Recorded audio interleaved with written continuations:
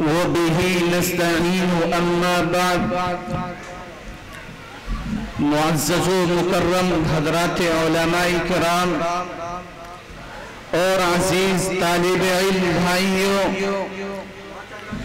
علماء دیوبند کے سینوں میں عشق رسول صلی اللہ علیہ وسلم کی جو چنگاریاں اللہ رب العزت نے ودیعت فرمائی ہیں وہ امت کی کئی صدیوں میں نظر نہیں آتی، لیکن اس کے باوجود بعض ناپاک بہن انسان علماء دیوبند پر گستاخ رسول ہونے کا بہتان باندھتے ہیں۔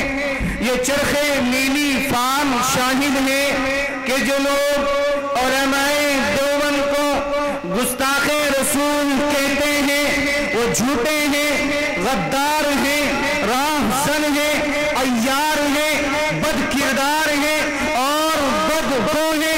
وہ علماء دیوبند جو آفتاب نبوت کی ایک ایک ادا پر قربان ہونے والے ہیں، جن کے عشق کی صداقت کا اعلان خود پیغمبر اسلام آمنہ کا جگر کا ٹکڑا زینت انسانیت محمد رسول اللہ کر چکا ہے، جن کے متبع سنت ہونے پر وہ چشم فلک گواہ ہے، جن کے ایک ایک کردار نبی کو اپنی زندگی میں لانے کی شہادت یہ عالم رنگ و بو انصاف و حق گوئی کی رودائے پربہار زیب تن کر کے تبانگے دہل دے رہا ہے۔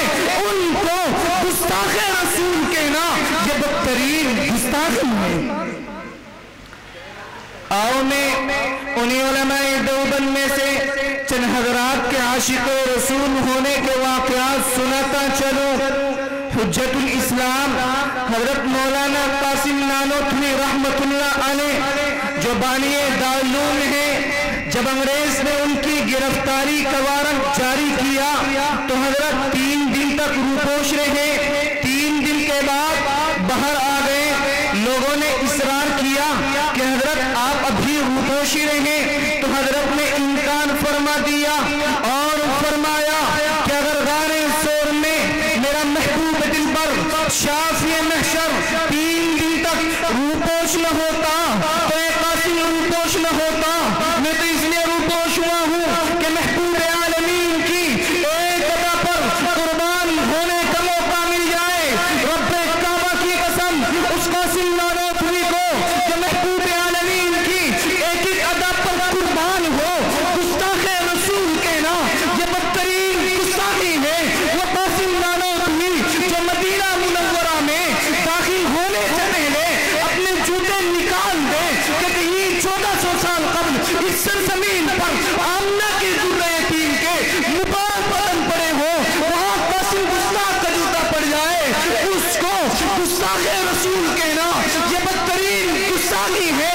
انہی علماء دیوبند میں سے ایک اصلاح و تقویٰ کے شناور حکیم الامت حضرت مولانا اشرف علی تھانوی کہ جن کی تصنیف کردہ تفسیر بیان القرآن کے مطالعے کی خواہش خود ساقی کوثر محمد رسول اللہ فرماتے ہو، اس اشرف علی تھانوی کو گستاخ رسول کہنا یہ بدترین گستاخی ہے۔